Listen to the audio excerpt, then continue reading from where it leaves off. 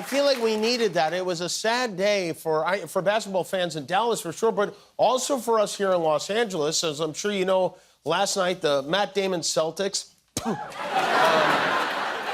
became NBA champions for the 18th time. Before last night, the Celtics were tied with the Lakers with 17 NBA championships. Now they're alone in the top spot after they beat up on the Mavericks. They won the series in 5. The fans in... Don't. Or you're right out of here. I don't know if you watch after the game, but the fans in Boston were remarkably subdued. It was, they celebrated quietly.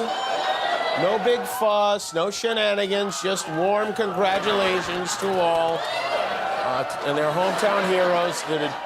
Sometimes a low-key celebration is the best celebration, you know? And yes, there was some champagne being sipped, toasts were made, backs were patted, shirts were removed, but in the end, it was a celebration of moderation.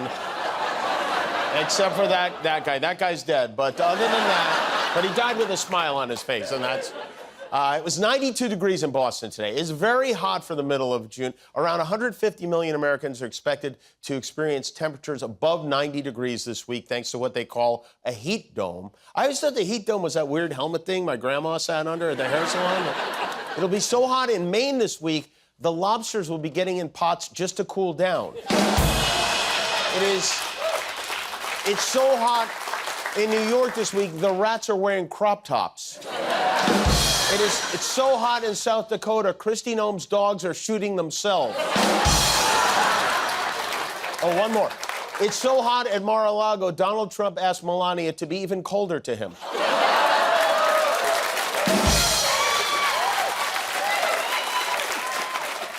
There's a new Trump tell-all out today from the co-editor-in-chief of Variety, that was not a joke. That was...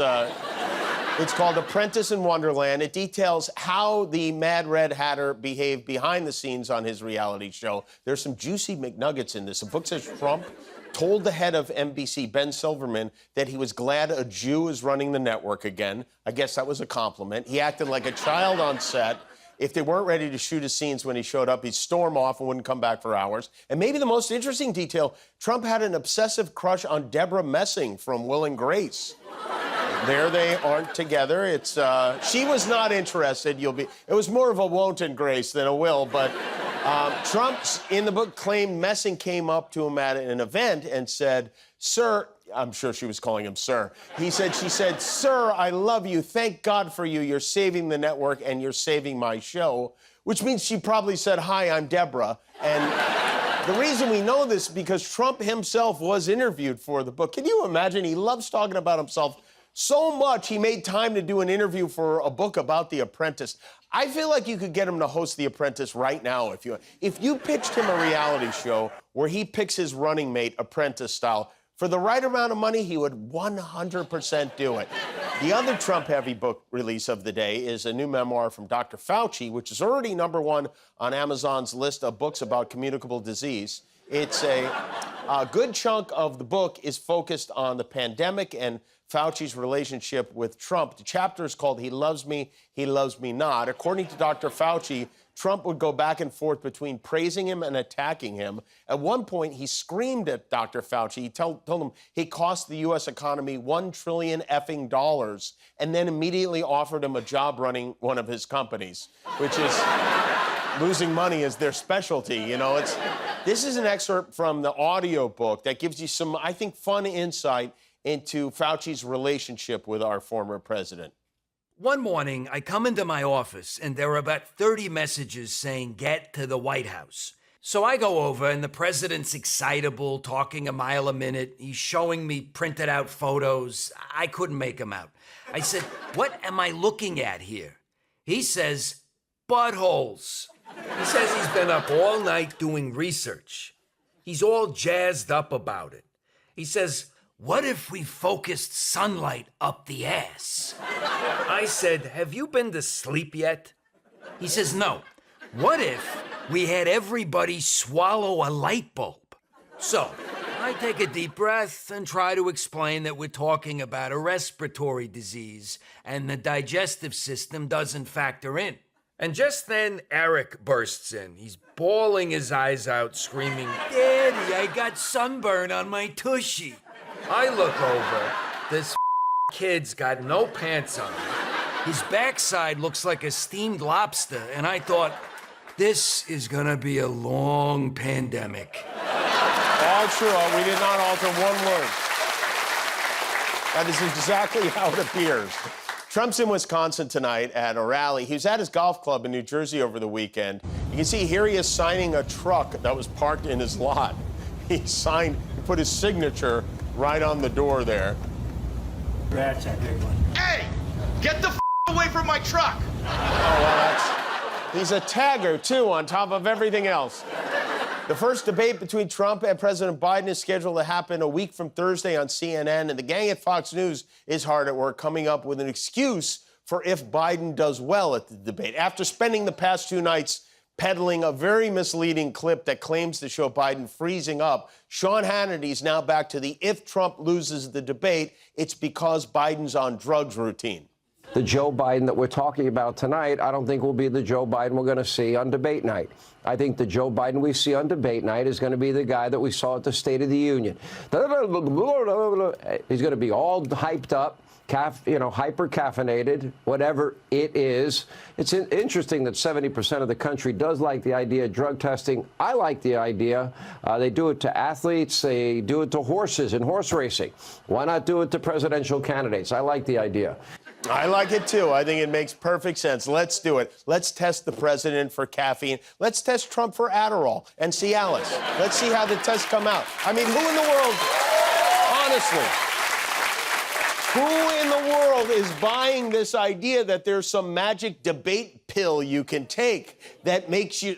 If there is, I would like one because it sounds great. It's all nuts. It's just all nuttiness. Somehow, though, both sides have signed off on the terms of the debate, which seemed like it would be impossible, but they have. There will be no audience. Microphones will be muted when the other person is speaking. And CNN says they'll use all tools at their disposal to enforce timing and ensure a civilized discussion, which is a nice way of saying Jake Tapper will be armed with a tranquilizer dart during it.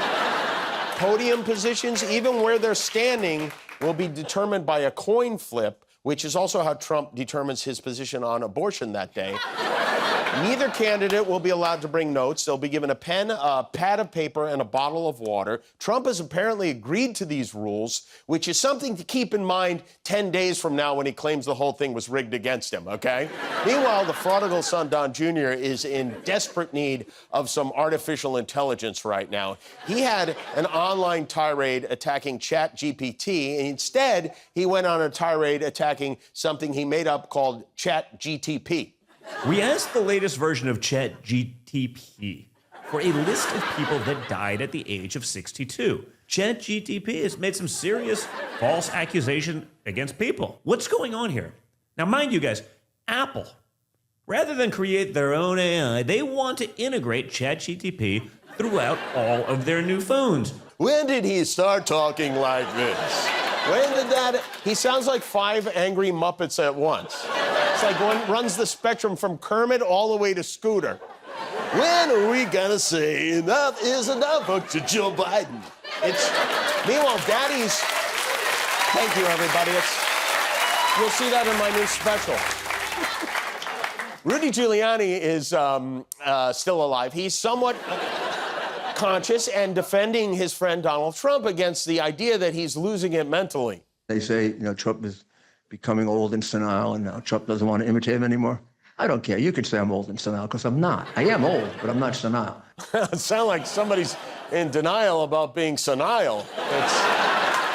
Rudy's not senile. He's perfectly fine. Flag Day today. Welcome to America's Mayor Live. Love the free and the brave. True are the red, white, and blue.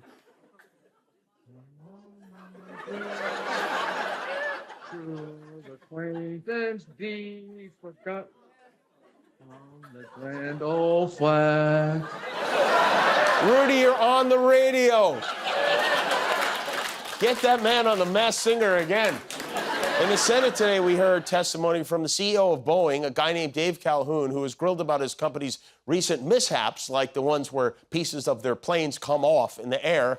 Calhoun said Boeing apologizes for their safety issues and that they understand the gravity, understanding gravity, important for a company that makes airplanes. Maybe the number one most important thing. But airline travel has never felt more chaotic. It seems to be one thing after another. Either the planes are coming apart or the passengers are. Just the diarrhea alone. I mean, there's an EasyJet flight to London had to be canceled because somebody made a big bend on the floor. A Delta flight to Barcelona had to turn around due to a biohazard issue caused by a passenger who went all the way up and down the aisle of the plane. 2 months ago, the toilet overflowed on a Boeing 777. And those are just a few examples of what's going on. It's bad, but fortunately, especially with summer coming, help is on the way in the form of a new airline that knows exactly how to handle this sort of thing. Prepare to experience a revolution in air travel. JohnnyJet, the only airline with a fully functioning toilet under every seat. When nature calls, simply lift the cushion to reveal the seat, drape the privacy tarp over your lower half, and you're all set. So what you reading? A book. It's like magic. To flush, simply lift and lower the armrest. Because safety comes first, your seat doubles as a flotation device. Our custom-built Boeing jets are well ventilated. Enjoy the clean, fresh air. Book your next trip on JohnnyJet and say goodbye-aria to diarrhea. JohnnyJet. We're number one at number two.